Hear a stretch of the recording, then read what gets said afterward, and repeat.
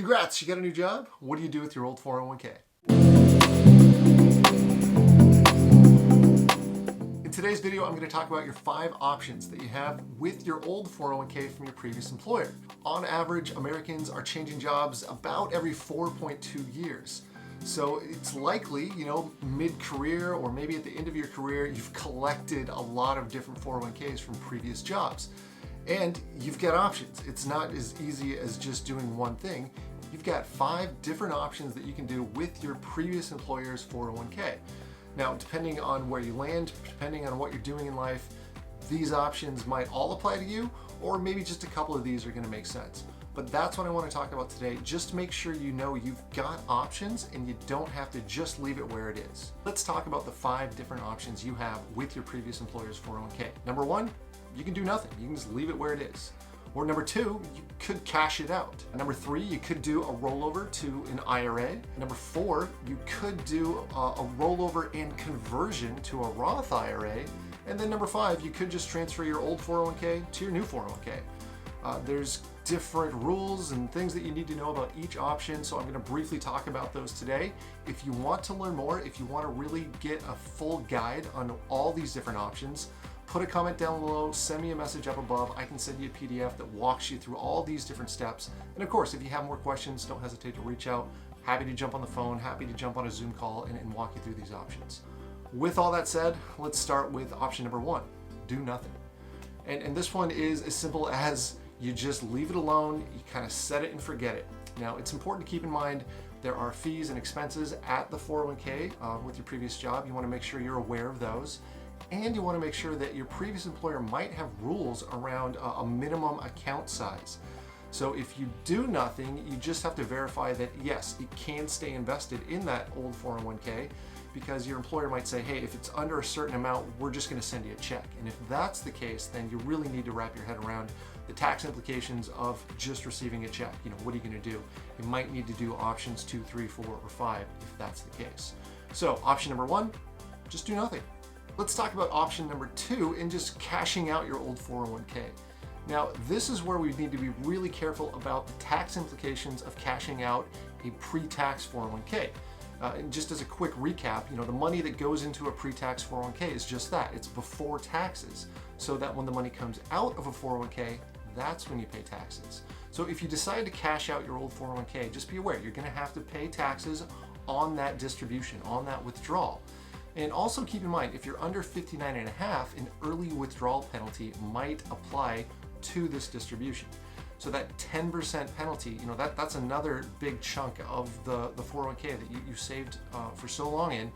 You need to make sure that you're aware of that. So taxes, possibly an early withdrawal penalty, these are big things to consider when you're just going to close out a 401k. Now again, if you have a really small 401k, maybe you're at a company for just a couple of months and you've got like $300 in there, this might be a good option for you. The other thing to keep in mind with the cash out option is if you change your mind, if you just ask your previous 401k company to mail you a check and you receive that check and you go, oh shoot, you know what? I actually don't want to cash this out. Well, you do have the option to do a 60-day rollover into an IRA. Now it's important, it's 60 calendar days, so that time frame, it's going to go quick. This isn't something that you want to count on, but if this is early on, you just received the check and you change your mind, this could be an option where instead of doing option number 2, you do option number 3, which I'm going to talk about in a second. All right, now let's talk about option number 3. This is doing a direct rollover from your old 401k into an IRA. And this is one where, if you look at maybe the investment lineup, the fund options in that old 401k, and it's just not a very diverse lineup. You want to have more options with that money. Or maybe take a look at the fees in that 401k and maybe they've got high fees, maybe the administration costs are really high each year and you just want to have more control. This is where you can just roll that money out of the 401k into a traditional IRA.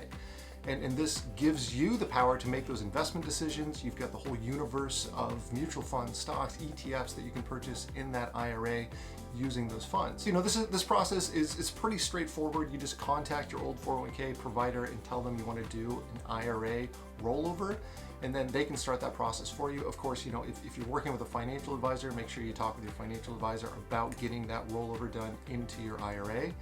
And again, this is just if you want more flexibility, if you want more options with how you invest that money, doing a rollover from a 401k to an IRA could be really beneficial. All right, now let's talk about option number 4. This is where maybe you've got money in an old 401k and you want to transfer it into a Roth IRA. So again, if you've got pre-tax money in your 401k and you want to get it into a Roth, what you need to do is an IRA rollover, then conversion to a Roth IRA.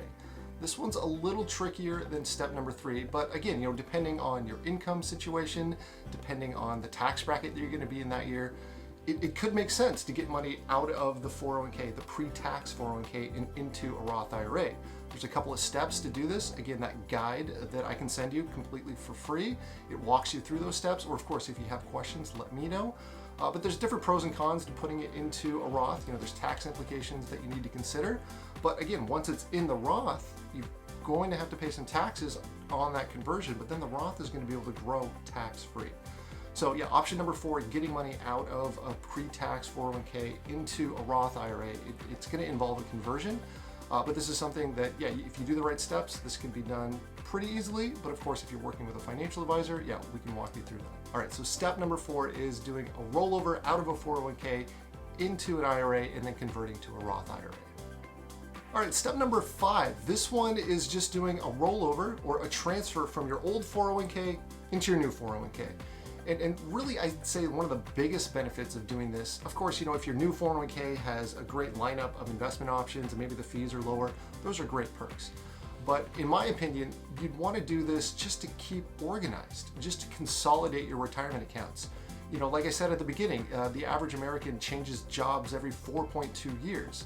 So, after a decade or a couple of decades of working, you might have this collection of 401ks, 2, 3, 4, maybe 5 different 401ks from previous employers. And just keeping track of everything can get a little complicated, especially maybe if you've moved or if you've had a name change.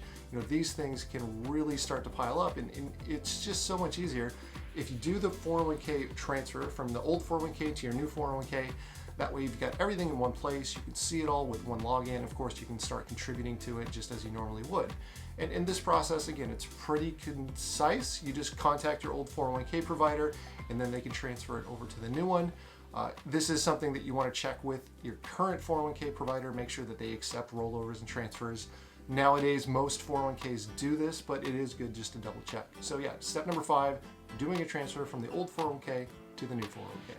Now, of course, there are other considerations when talking about an old 401k. For example, if you're going through a divorce, this is something that you'll need to address. And this is something it's in the guide that I mentioned a couple of times before. And if you have more questions, definitely feel free to reach out. But this is just a quick crash course. Sitting down, figuring out the best option for you is going to be a little bit different based on those tax variables, based on your current income, based on your age and how close you are to retirement. So all those different things go into making the decision on which option is going to be best for you.